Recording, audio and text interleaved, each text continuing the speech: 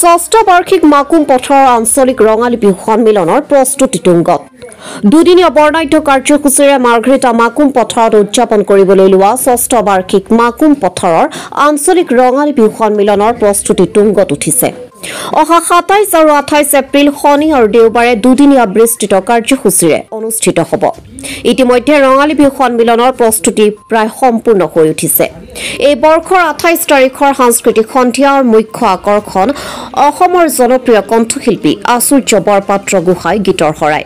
উদ্যোগতা সমিতিৰ সভাপতি সঞ্জীৱ বৰাই সংবাদ মাধ্যমৰ যোগে ৰঙালী বিহু সন্মিলনৰ দুয়োটা দিনৰ কাৰ্যসূচীতে মাকুম পথাৰবাসী ৰাইজৰ লগতে সমূহ মাৰ্ঘেৰিটাবাসী ৰাইজক উপস্থিত থাকি সন্মিলন ভাগি সাফল্যমণ্ডিত কৰি তুলিবলৈ আহ্বান জনাইছে। আমি নমস্কাৰ জনাইছোঁ সাংবাদিক বন্ধুসকল।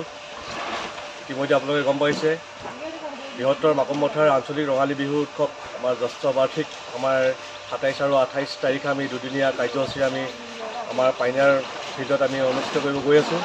আমাৰ ইতিমধ্যে প্ৰস্তুতি আপোনালোকে গম পাইছে আমাৰ তুংগত আছে। আমাৰ সকলো কাৰ্যক্ৰম কাম কৰি আছে। আমাৰ পেনেলৰ কাম চলি আছে। ইতিমধ্যে আমাৰ গোটেইখিনি কাম আমাৰ চলি আছে। আমাৰ গোটেইখিনি কাম আগন্তুক আমাৰ যি ২৭ আৰু ২৮ তাৰিখে আমাৰ কাৰ্যসূচী আছে তাৰ ভিতৰত আমি কিছু থুলমূল আভাস আপোনালোকক দিব বিচাৰিছোঁ। আমাৰ সদৌ অসম ভিত্তিত আমি আমাৰ মৌ কৰি প্ৰতিযোগিতা পাতিছোঁ। বিহু কৰি প্ৰতিযোগিতা আছে। আমাৰ জেং বিহু প্ৰতিযোগিতা আমি সদৌ অসম ভিত্তিত আছে। তাৰ লগতে আমি দুটা আমি আমন্ত্ৰণমূলক হুঁচৰি আমি দলক আমি নিমন্ত্ৰণ জনাইছোঁ। এটা পচুৱা হুঁচৰি দল আৰু এটা বিৰিণা হুঁচৰি দল।